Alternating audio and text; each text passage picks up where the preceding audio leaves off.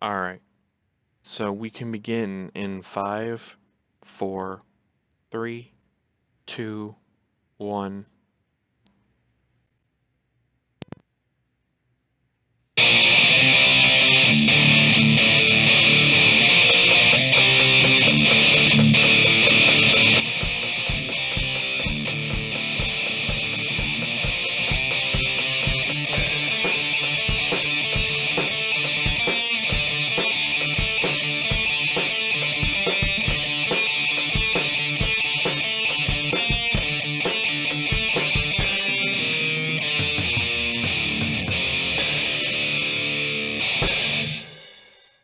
All right.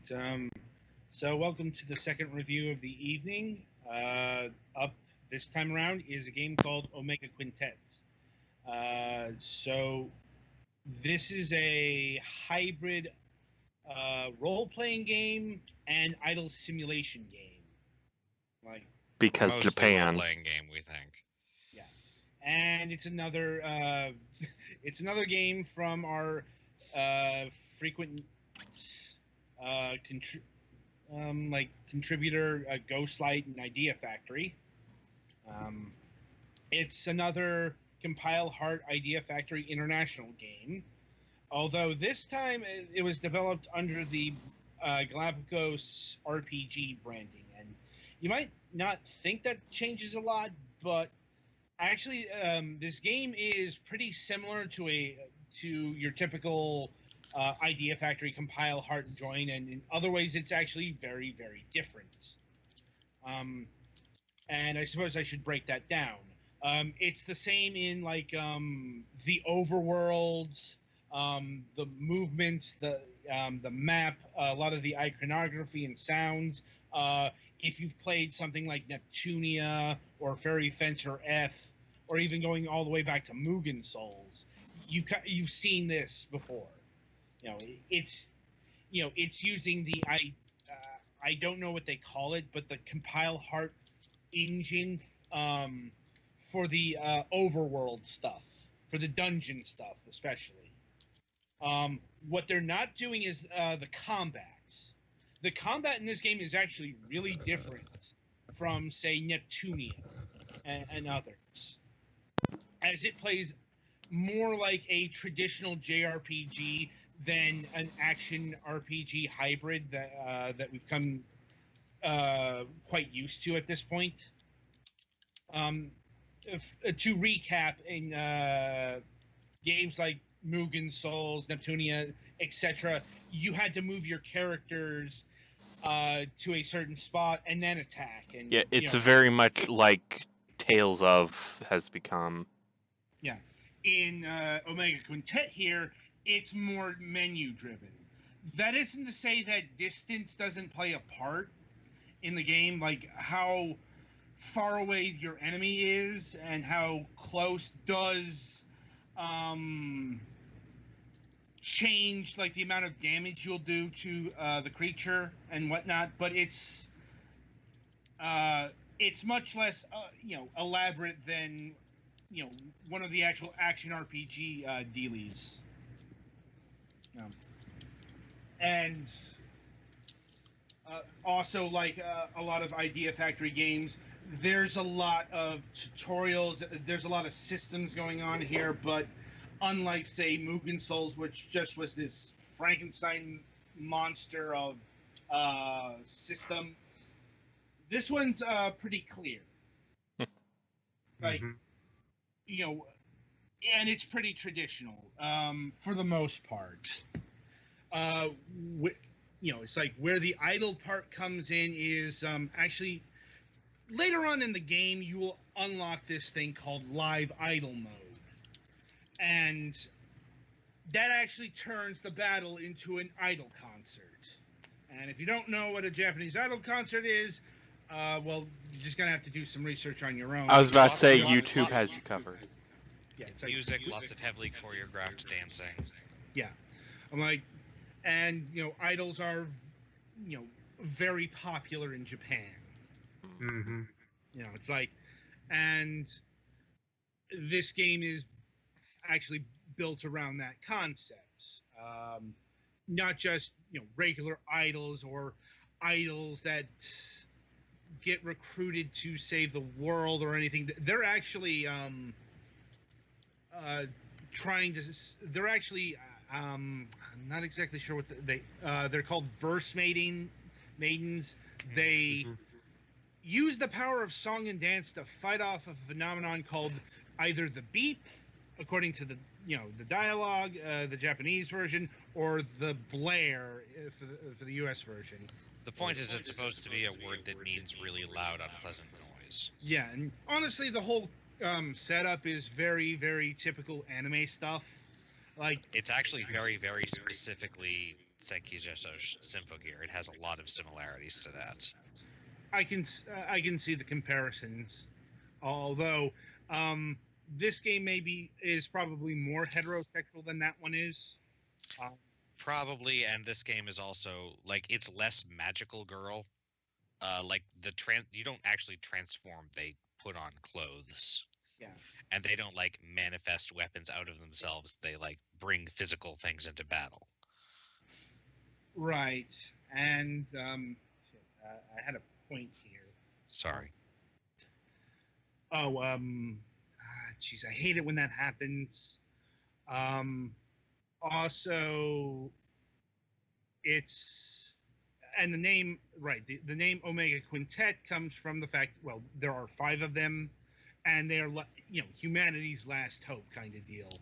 Yeah, although technically the fact that there are 5 of them is almost spoilers for like the last half of the game or something. I'm like, can it really be spoilers when it's in the name?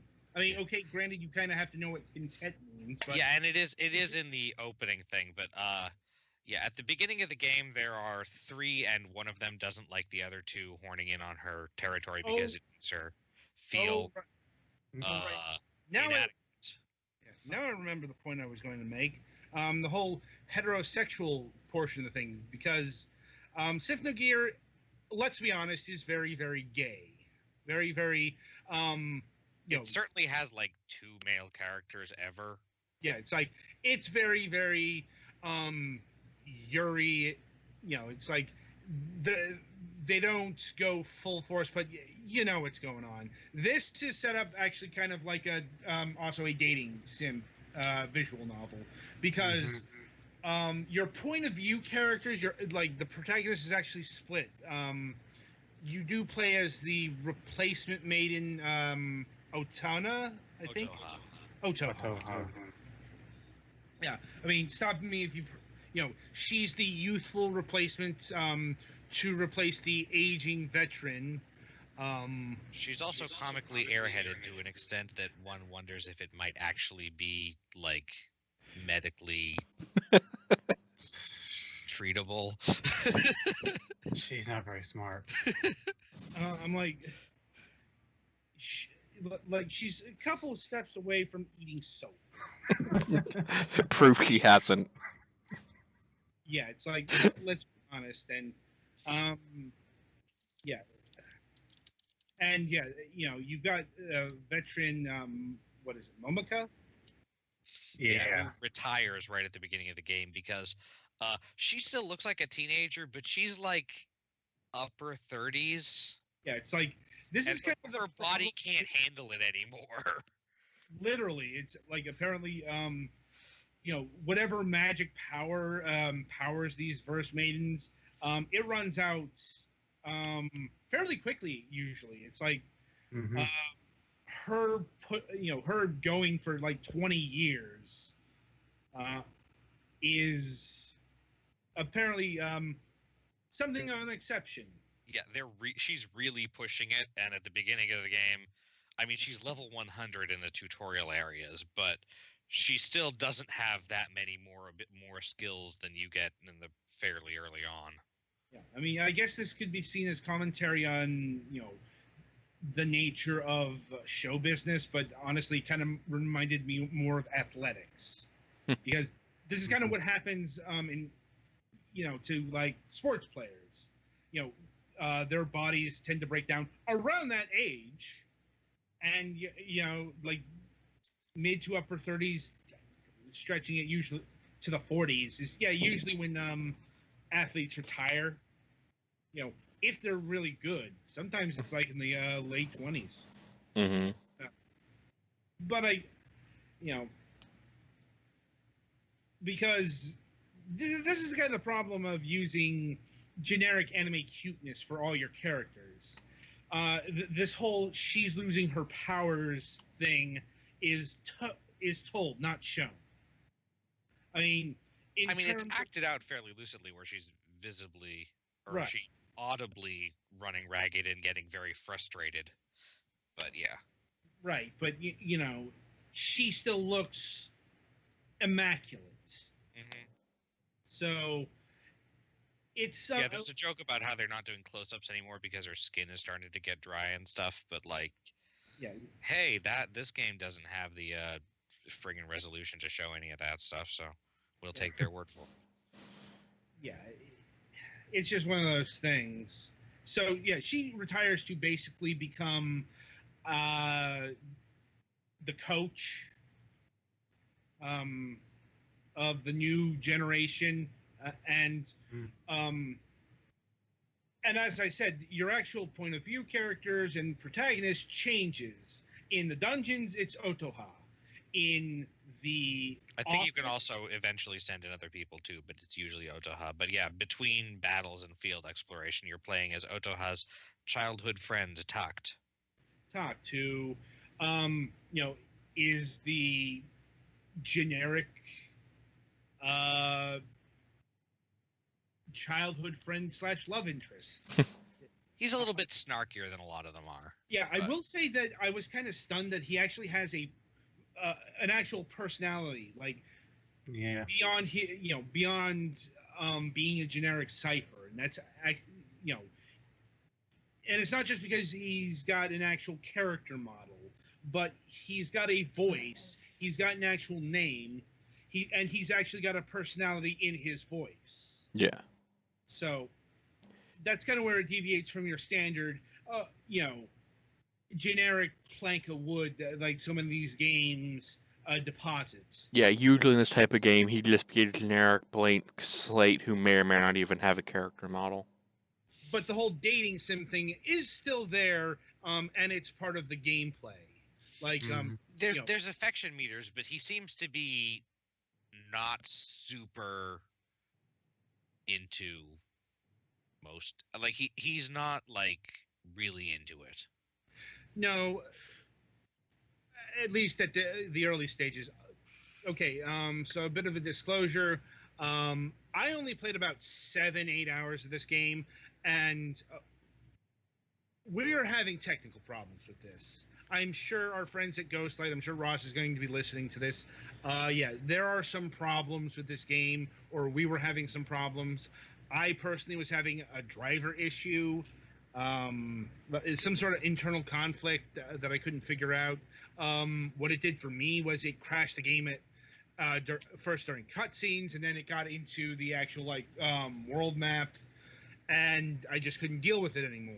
Literally, I got to a point where it crashed where I turned in a assignment and I couldn't progress. So, and Petty Fan here can't open the game. Yeah, I changed the resolution to something that I could record at, and it crashed the game and won't let me open. I think that might have happened to me as well. Like, that sounds familiar. It's just, yeah, I think that would clear up if you deleted the game and downloaded it again. I will say I had no mechanical problems whatsoever with the game, but I didn't have as much time to play it as I wanted to, so your mileage may vary on these things, but yeah, that explains why some of our coverage is less than it would be. Yeah, and why we're not showing footage. Yeah, it's like I wasn't able to get to live idle mode, which is one of the big selling points of this game. Not just the actual mode itself. You've got you can customize the music videos used, in the workshop,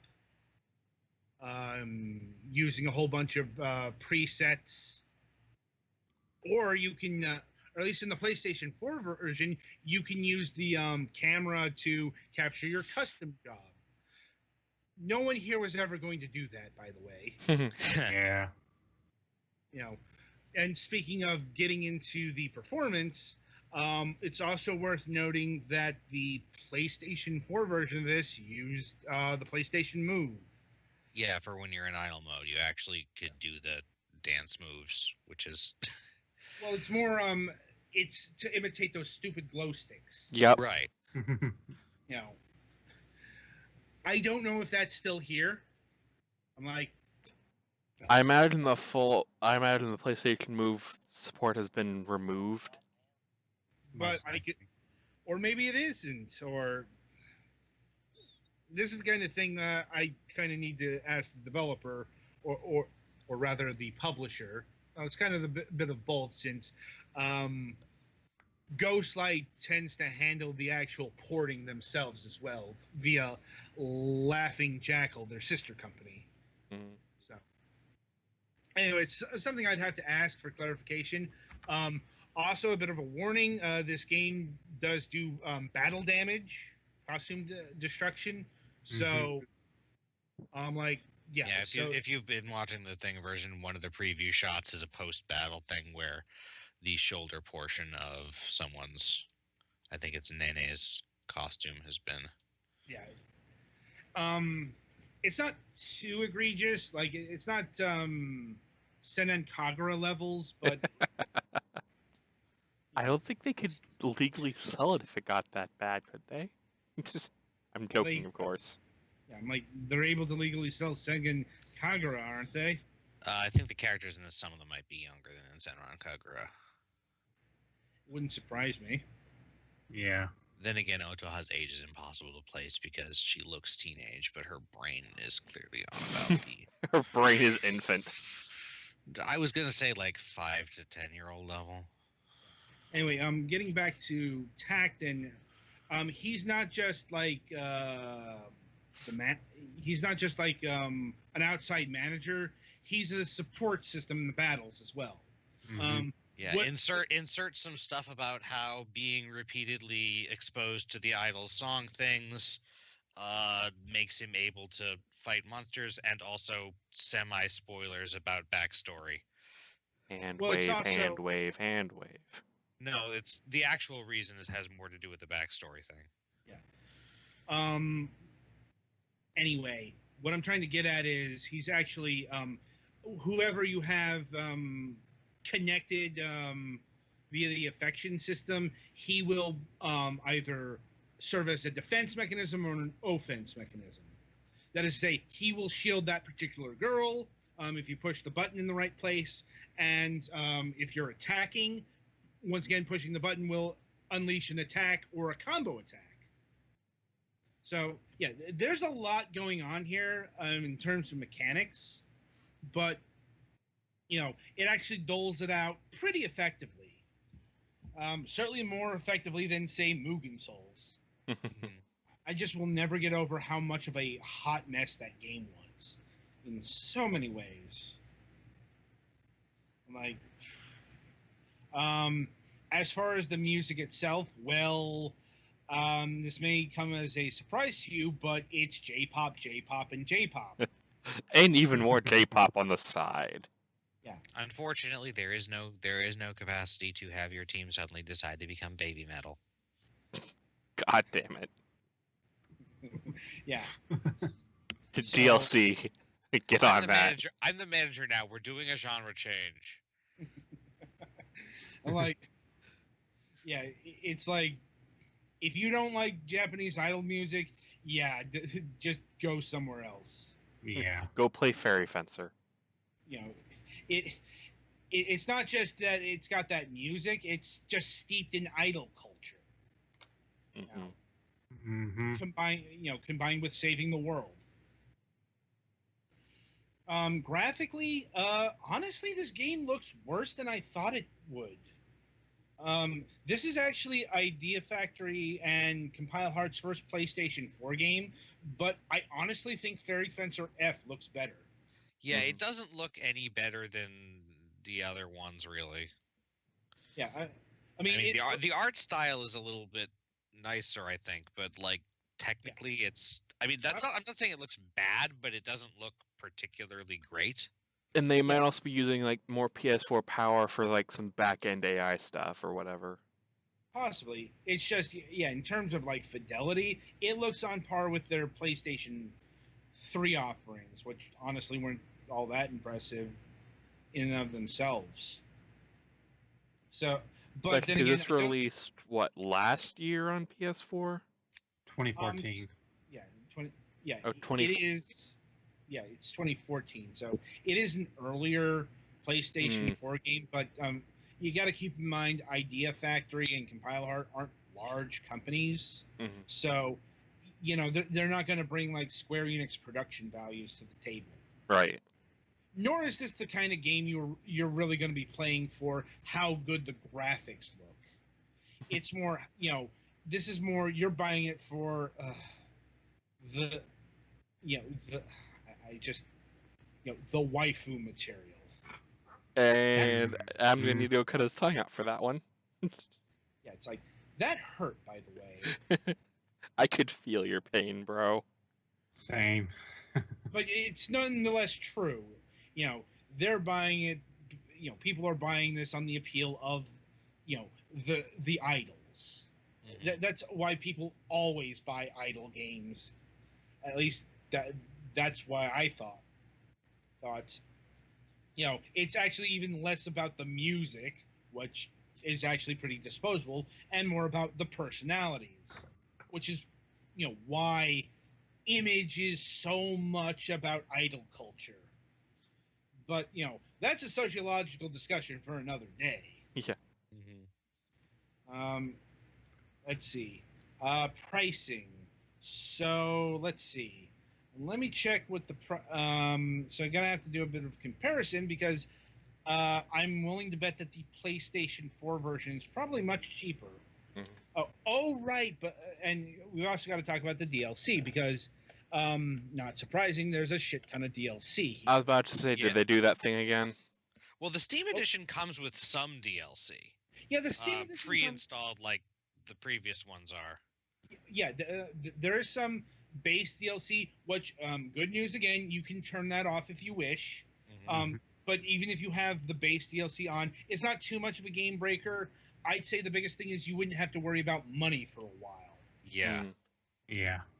But yeah, Also worth- the base game. I mean, you don't even unlock the ability to change your equipment until you're through the tutorial area. So Right. Also worth noting, yeah, this game is less traditional JRPG and more crafting. Like, it's more about crafting costumes and outfits and accessories and weapons. this makes sense based on the setting. I mean, fucking society has broken down. The city you're in seems to be mostly, getting by aside from the horrible monster attacks on a fairly regular basis. But like, between the handful of cities left on the planet, there's no traveler communication outside of those cities. Right. So anyway, yeah. So if you have the base DLC on, it's not too bad. Once again, going back to some of their earlier games, the base DLC being included was actually a bit of a big balance problem, Mhm. and that shouldn't be the case. Like, with the base DLC, at least. There Not- are also 7 packs of DLC that are available. If you get all of them, it's like $17, which is like more than half the price of the game. And of those, like 5 of them are extra resources or power-ups or better weapons or whatever. But there's no The like other two- actual content, just kind of unlocks. No, well, okay. One of them is outfits. One of them is called the Spoilerific Unlock Pack, which I think does character gallery stuff mostly. There's one pack called the Mega Mic Pack that is mics are your weapons. I think they do also work as literal microphones. yeah, Which gives you a bunch of really powerful weapons. Yeah. Then the Millionaires, Multimillionaires, and Billionaires Clubs packs are all just more money, more resources, that stuff. So in terms of DLC, this is on the bullshit end of the scale. Mhm. because it is stuff that's just reducing your time to play the game. Mm-hmm. But on the other hand, in terms of pricing, it's not too terrible. Like you know, hell, we've played other Idea Factory games that had much worse DLC. Yeah, this is sad to say, Mhm. but $17 adding up to half the cost of the game is really not that offensively expensive for I'm DLC. still remembering Mugen Souls Z's train wreck. Like now, as far as the base price goes, so the Steam version is going for $30, and the PlayStation 4 version is going for $20 pre-owned on GameStop. So, how you want to go about buying the game is kind of up to you, but $20 to $30 for a JRPG of this caliber is pretty. It's the I'll say it's a price appropriate range. Mhm. And even I mean, there is actual gameplay here and a good amount and stuff. So Mhm. I'd probably go in favor of the PlayStation 4 version, not just because it's cheaper, but it's stabler. Mm-hmm. You know, like I don't think it'll crash like it's been crashing for us. Yeah. I didn't have any issues with it, so must be an individual Plus- PC thing. Plus it does have that PlayStation, accessory support. Should you want to engage in that? Yeah, like I think technically the PS4 version is the definitive version if it has that exclusively. Yeah, I know no one here is really interested in that kind of stuff, but you kind of have to understand idol culture and why that's Yeah. you know why that would be desired. Like I get why all that's there. It's not just interacting as part of the crowd, but also love interest stuff. I'd imagine. Mm-hmm. Let's see. So yeah, overall, I I'd say this is technical issues aside, among the best of the Idea Factory games we've played, and it's actually a good game on its own merits, like a legitimately good game. And personally, I like the battle system of this game more than the action RPG stuff. yeah, there's no movement. You're pretty much where you are, and then your weapons and attacks have various optimal ranges that they can hit enemies that are again also fairly static. Mm-hmm. Mhm. And you get multiple actions a turn based on your level sometimes. Mm-hmm. Well, it's not. It's not. It's dependent on the wait time. Mm-hmm. It's like every action has a certain amount of points, and the more points it costs, the longer it takes. So do you do the thinking is do you do a powerful attack or do you do several short attacks? Mm-hmm. And it also has the field battle system similar to, I know, reminded me of Shin Megami Tensei 4, but other games where you can do a thing in the field to trigger a surprise attack on enemies. Well, But it's if like they hit you in the back, they get a surprise attack. that's fairly common to a lot of games, but how it works is, once again, like the whole idle thing isn't just a surface level. It's tied into everything. Down to the core mechanics. And this is another example. Like, you use your voice to do a surprise attack.